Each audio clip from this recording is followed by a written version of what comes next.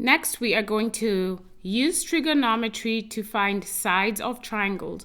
You can use trigonometry when it is a right triangle and if you have an angle and a side, or two sides and you're looking for an angle. Okay, so the formula that you need to know is SOHCAHTOA.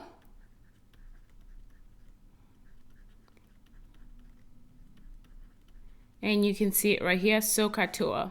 SOHCAHTOA stands for sine, which will be equal to the opposite side over your hypotenuse. Cosine will be equal to adjacent over your hypotenuse.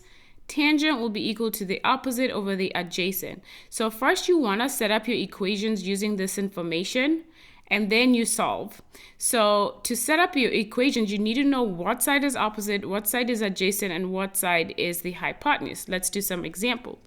For here, number 9, here's my right triangle. I'm going to go ahead and label the sides.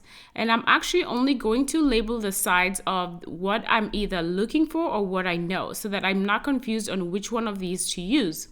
So for this one, I know that I know x is our hypotenuse because this is across from 90. This is the opposite side. I don't see anything here, so we don't really need that. But we need this side because that side's 11. So that's the adjacent side.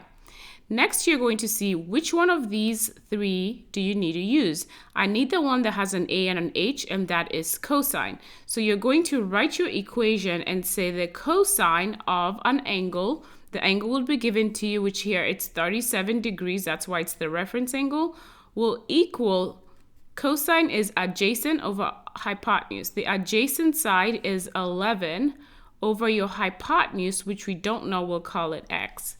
At this point, you can make this over 1 and cross multiply. So cross multiply this to get rid of your fraction. So I have, you bring whatever this is in the front. So x cosine 37 will equal 11 times 1, which is 11. To solve for x, this is a multiplication, so you're going to divide.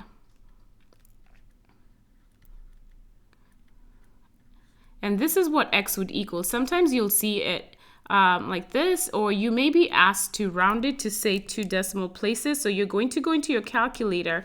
If you are using a TI-84, make sure your mode is in degrees, really regardless of what calculator you're using.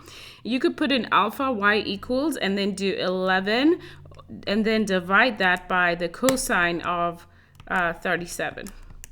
And round it to however it asks you. I'm just going to do 2 decimal places. I'm getting 13.77. Number 10, let's go ahead and label. Across from that's a hypotenuse. I don't need that. I need across from the reference angle, 32 degrees is my opposite. That's actually the side we're looking for. And we know the side in between, which is our adjacent. So I need the trig function that has O and A, and that is tangent.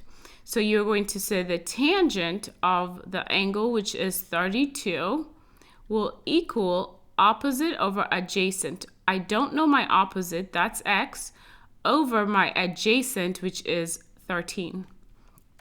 Again, you can cross multiply this. You could make it over 1. I just realized you can just multiply these two to get 13. Tangent 32, you can't multiply the 32 and the 13, you put it in the front, equals x times 1, which is x. Let's go ahead and do that. X is already by itself, so sometimes you may see this as an answer, but if you want to round it, you're going to go into your calculator and put in 13 tangent 32. Again, you want to make sure your mode is in degrees, and you will get 8.12. Okay, 11.